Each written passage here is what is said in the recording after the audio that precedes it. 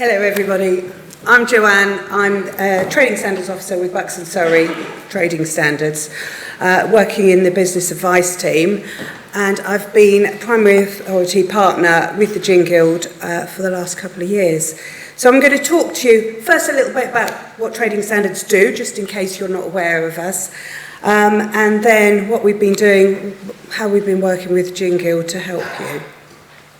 And hopefully, it'll make it all clear for you, but we shall see.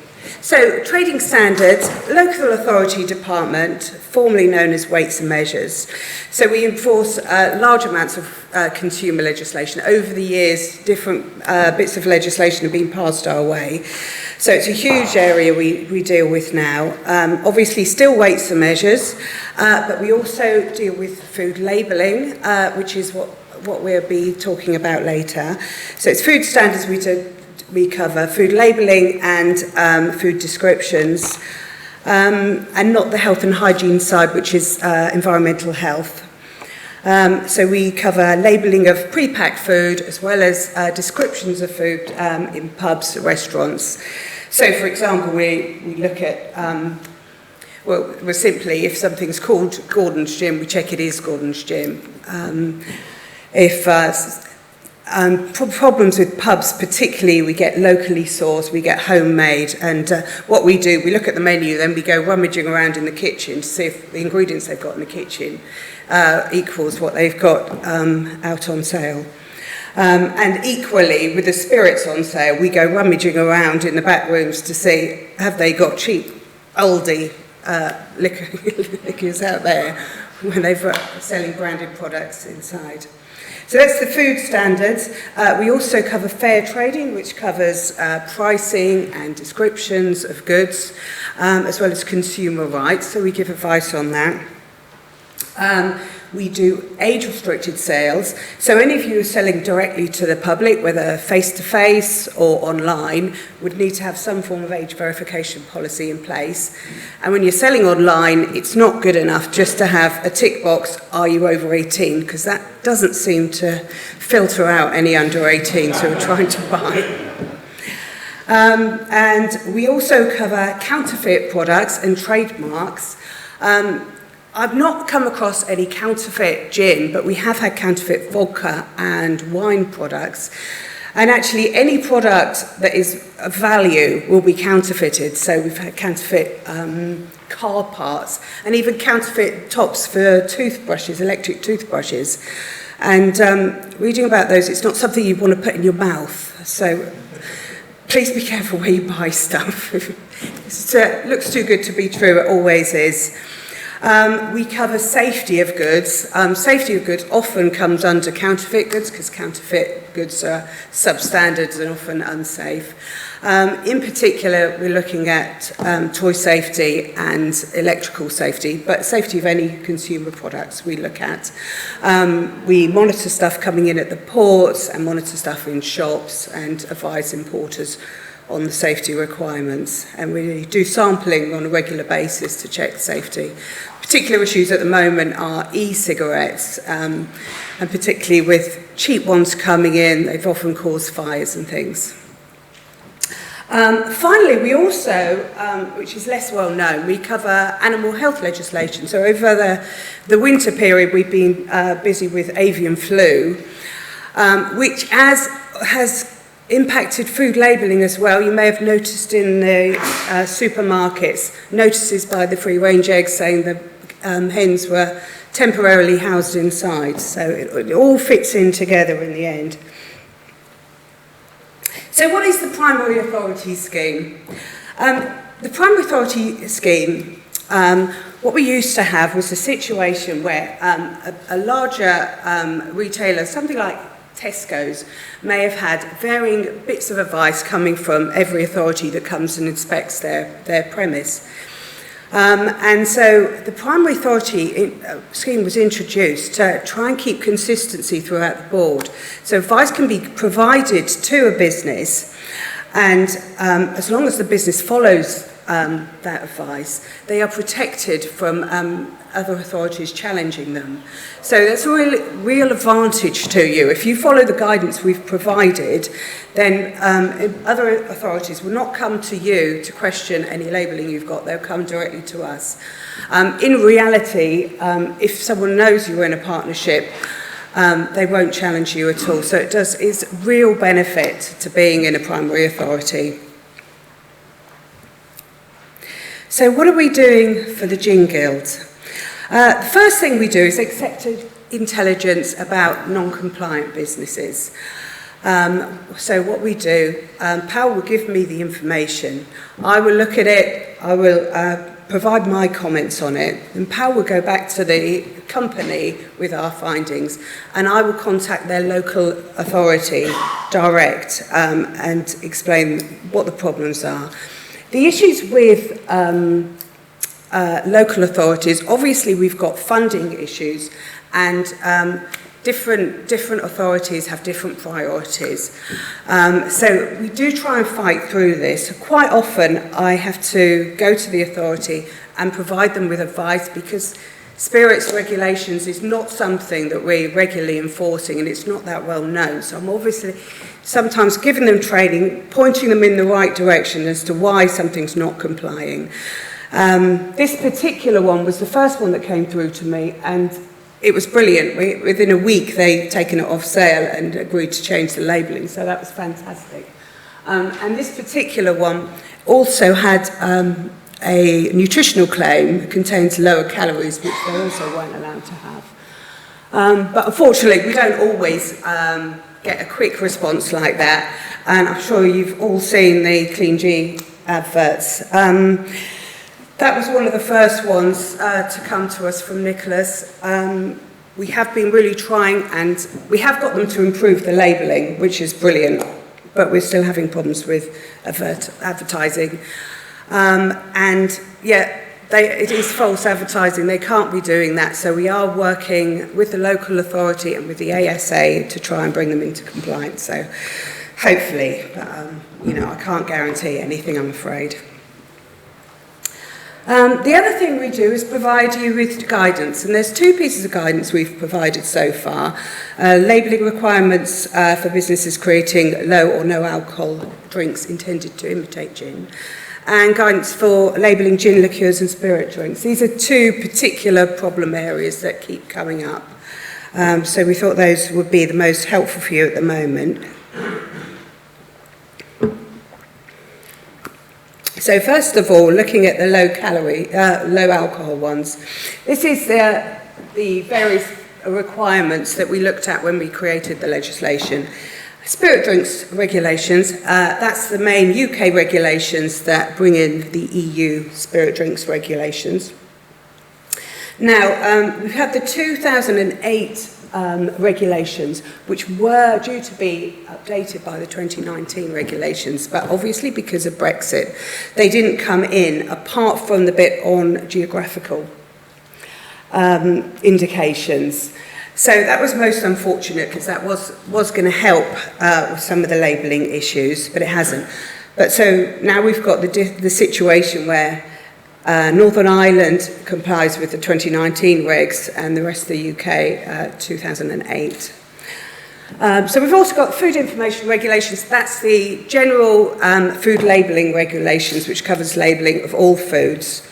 And also the DHSE low alcohol descriptions guidance. So that explains to you what you can use and when you can use it. So for example, I remember with Clean Gin, they were actually calling their product ultra low alcohol, and that's one of the statements that you're not allowed to use because it's misleading. So they're just trying to retain consistency throughout the sector. So, labelling a product. The sales denomination for gin, and the sales denomination is a confusing term, but it just means the legal name for gin. So if you're going to use the legal name for gin, it must comply with the descriptions as laid down in the annex.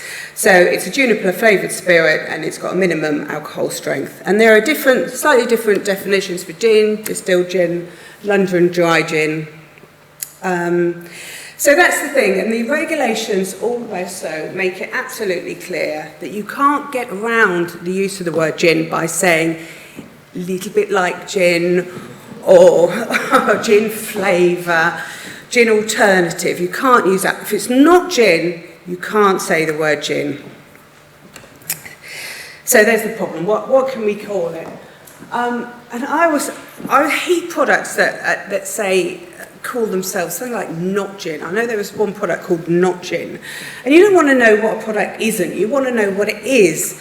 And so there are plenty of options. And what we do is we go to the food information regulations. And they say where there's not a legal name, you can use a descriptive names. This is where your marketing team can really come in. Looking at your product, what is your product? You can use ingredients, treatments, flavours, and just explain to your customers exactly what they're going to be buying, and so they can help make an informed decision on what to buy. So there are a number of terms that are often used on these types of product. Spirit drink, that's a legal term that's laid down in the spirit drink regulations. So if you're going to use the term spirit drink, it must comply with the regulations, and that includes the presence of 15% ABV. The other two terms, spirit and distilled, now they're terms always associated with alcoholic drinks. So it's okay to use those, but you mustn't be misleading, so you must make it absolutely clear that the product is a low or no alcohol product. And if you're using the word distilled, it's got to make it clear that it has gone through some process of distilling along the process. Even if it hasn't, you can't just throw it in there just because it sounds nice. So here I've got some examples of acceptable descriptive names. And it just shows you can describe the product nicely, make it look like an attractive product to buy without being misleading. And I know I've got one of my friends who actually picked up one of these products that hadn't been labelled correctly and arrived at the till and was horrified when the shop assistant told her it had no alcohol in it, and she quickly went back for a proper bottle of gin. So the food information regulations, they also state that any product with a maximum alcohol of 1.2% will have to have full labelling requirements. If it's got over that, it's exempt from some of the requirements. So the product will also have to have a full ingredients list with any allergens. I don't think gin products would ever get any allergens in them. And that has to be in weight order from the biggest ingredient first to the smallest. Quid declaration. That is required when there is a particular ingredient in the food or drink that would affect someone's decision to purchase.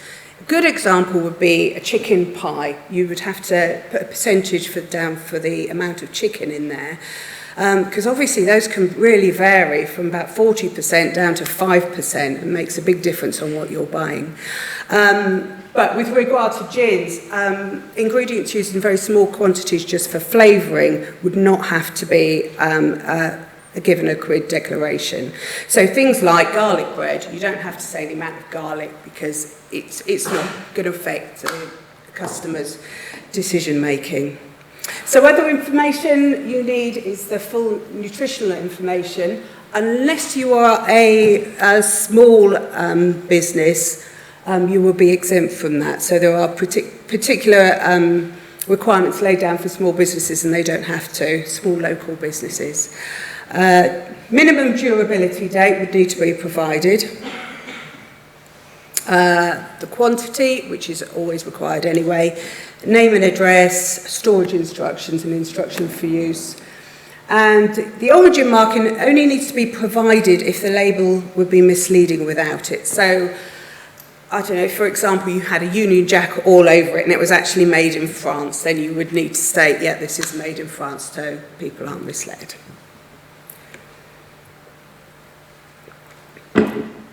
The food information regulations also state that food information should not be misleading.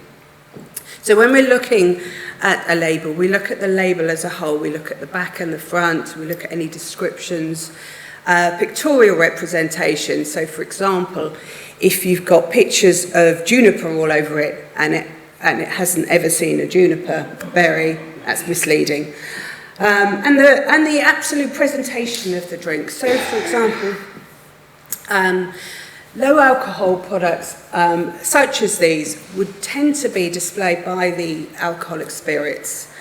And we have had some where they've been put in a bottle that is very similar to a very expensive other spirit brand, just to try and copy them. And that would be misleading, trying to make it look like it's a proper alcoholic product. Okay, so the other piece of legislation we've looked at is on gin liqueurs. Now here's the issue with 2019 regulations that didn't come in. They were going to make it so you could have a sales denomination of gin liqueur. And because of Brexit, regulations didn't come in, and so you can't use gin liqueur as a sales descriptions. But you can in Northern Ireland and the EU. So it's made it a bit more complicated. But, you know, that's exactly why I provided the guidance for you. So what sales denomination can you use? You've got the term spirit drink if the ABV is over 15%, or you can call it a liqueur if it, again, fits with the descriptions with a 15% ABV and a minimum sugar content. So those are the basic descriptions. That's the legal name you can use for your product, but it doesn't really describe the drink very well. So we have compound terms, and this is a better way of marketing your product to really explain to your customers what they're receiving. The compound term consists of a combination of the sales denomination, such as gin, with one or more foodstuffs, and or the term liqueur. So, for instance, you could have an orange gin liqueur, as long as it complies with the definition for liqueur. And it sounds a bit odd, but you've also got to state the sales denomination, which is liqueur. And we have said that to comply with our guidance, you need to put the sales denomination and the compound term both on the front. And the reason we do this is because we're issuing guidance to all of you, and we're not looking at your individual labels, so we can't see other aspects of your label. So it just makes it more certain that your label won't be misleading if all the information is clear up on the front. So there are requirements for the use of compound terms. Firstly, it must appear in uniform characters of the same font, size and colour. So you cannot say orange gin liqueur, which is what a lot of people do try to do. It can't be interrupted by any text or picture. So again, you can't have orange. And then we've had the massive G/N or G with a picture of Big Ben and N. You can't have that. And anyway, it does say gin. So you know, I've had people say, well, no, it doesn't say gin at all. It's G/N. No, it does. It says gin.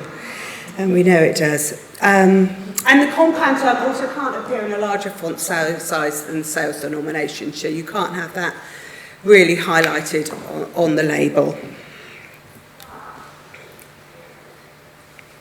And where a category drink such as gin is used in a compound term, all the product's alcohol must be derived from gin. So that's quite simple. We also have allusions, and this means a direct or indirect reference to one of the more spirit drink categories. Now, I've just been having a big discussion with Northumberland and EFRA about this, because Northumberland were saying they've been given the advice that you could have a raspberry liqueur made exclusively from gin. DEFRA rejected that, although apparently a few years ago they accepted it as being okay. So what we've gone back to, unfortunately this argument started on Wednesday, so I haven't had a chance to get it resolved yet. We've gone back to DEFRA and said, well, would raspberry liqueur, and then in smaller letters below, the allusion made exclusively from gin. I'm still waiting on an answer for that. So as soon as I have it, I will let Pal know and get it out to you. And I will be updating the guidance anyway to include that if it's permitted. And again, with illusions, if you're using an illusion, all the alcohol must come from gin, so you can't have a couple of drops of gin and a load of alcohol from elsewhere. Labelling should not be misleading, so label and packaging as a whole has to be taken into consideration. And also the ABV, the legal name and the net quantity also have to be in the same field of vision, so when you pick it up, you can see all the information in one place. So I'm no marketing person, so I've just got a few examples of labels. This is a label that's okay. The compound term, elderflower gin liqueur. The sales denomination liqueur, that's absolutely fine. They're both in the same size and same font. This one is called a distilled gin with elderflower flavours as the compound term, so that's not acceptable because it's not a gin, it's not got 37.5%. And it's also using elderflower gin liqueur as the SD, so that's not acceptable either. This one, Joe's Gin Company, as an illusion. I've got a lovely picture of cherries there, which I found. And the, the sales denomination, cherry liqueur, so that again is absolutely fine, with the illusion being smaller than the sales denomination. And elderflower gin liqueur, again, it's not gin and you can't call it a gin liqueur, so that's not okay either. And this one's not okay because the picture of the elderflower go in between the compound terms, so you can't be doing that. In addition, the word liqueur is smaller than the compound term, so that's not acceptable either. And that's it. Thank you very much.